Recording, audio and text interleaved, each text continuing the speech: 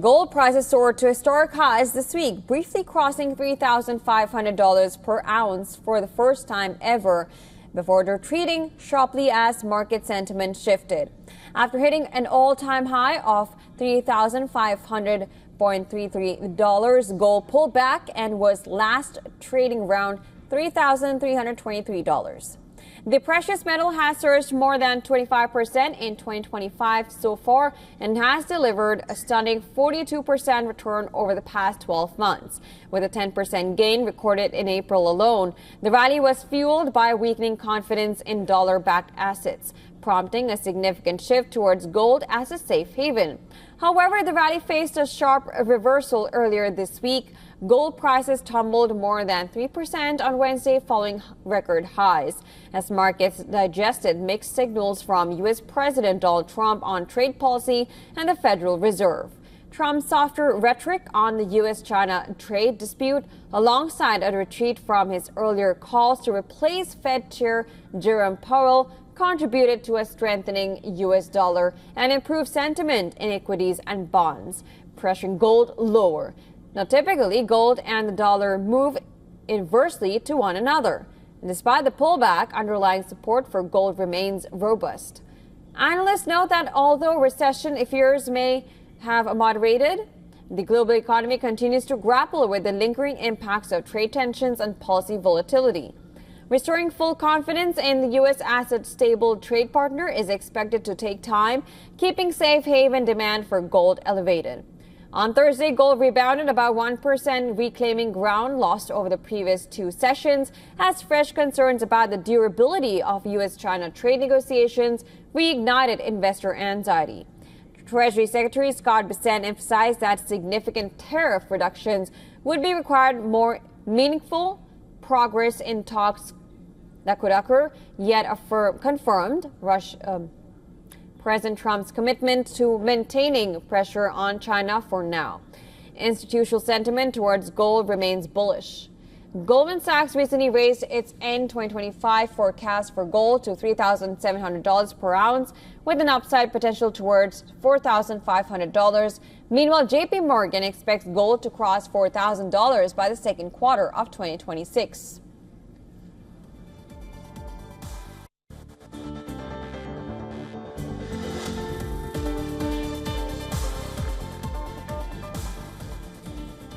As markets brace for continued volatility around trade talks and economic data releases, gold is likely to stay in focus for global investors seeking stability amid uncertainty.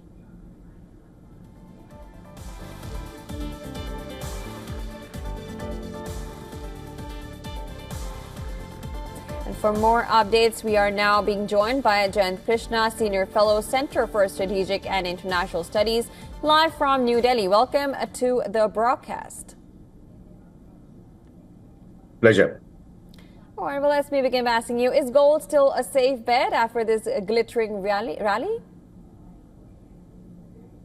See, if you look at the recent past, the way volatile, trends have been seen in the gold pricing, they were largely attributed to the U.S.-China trade tensions, a weaker dollar. When the dollar weakened, actually, the gold shot up, their prices shot up, and in India, especially, because of the terror attack in Kashmir, also it initially went up a bit. But then finally, now it has come down. Yesterday, it came down quite a lot. It came to almost 90,000 level for 10 grams for 22 carats and 98,000, little over 98,000 for 10 grams for 24 carats.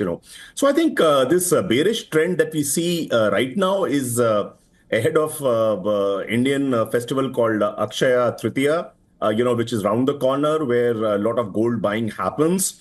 So I would say, given the volatile trend which the world has seen, India has seen, I would suggest a cautious optimism, not an absolute optimism, because at the end of the day, all that glitters may not be gold. Right, that's interesting. Now, how much gold then, as a percentage of their portfolio, should a small investor hold?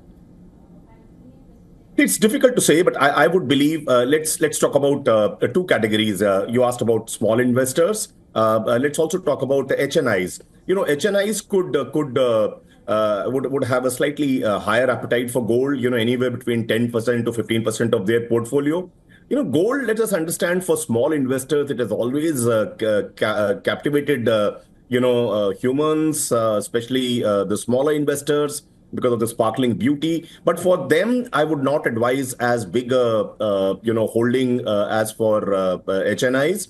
For small investors, I would say 5 to 10% of their portfolio could be gold. This does not include the gold which is there for many Indians as a family jewelry and all that. That could be over and above. But as a part of a variable holding which keeps changing depending upon the pricing, anywhere between 5 to 10% for small investors would be a worthwhile bet on gold.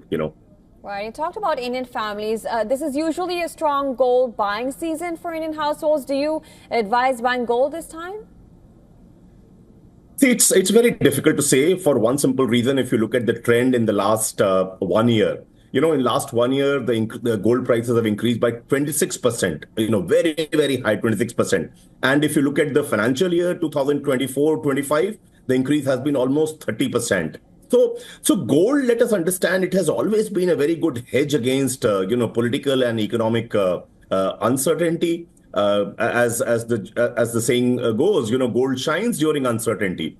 But I would feel that the even at the reduced current price level, it is not sustainable, and the shooting up of the gold prices was easily an overreaction to what's happening around the world. So I would somehow feel that I heard you when you said that JP Morgan has said the gold would cross $4,000 level, but I would believe from an Indian standpoint, I think not too much of investment in gold at this point of time at the current level, because this, as I said earlier, it is an overreaction to market trends, and this level may not be sustainable, and it is likely to fall to the best of my knowledge, my understanding. All right, interesting. Well then, before I let you go, one last question. What's better right now, physical gold or ETF?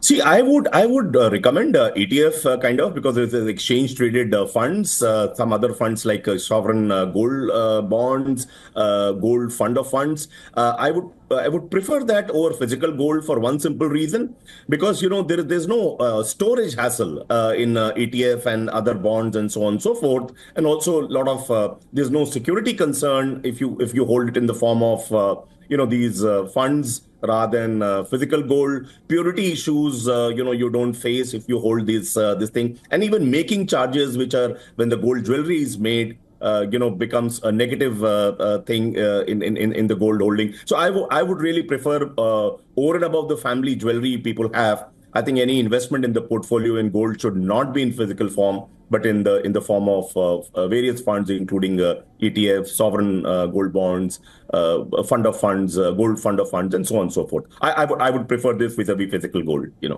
All right. Well, thank you so much for your suggestions and your perspective on the story. That was Jayant Krishna, Senior Fellow at Center of Strategic and International Studies, live from New Delhi. Thank you so much.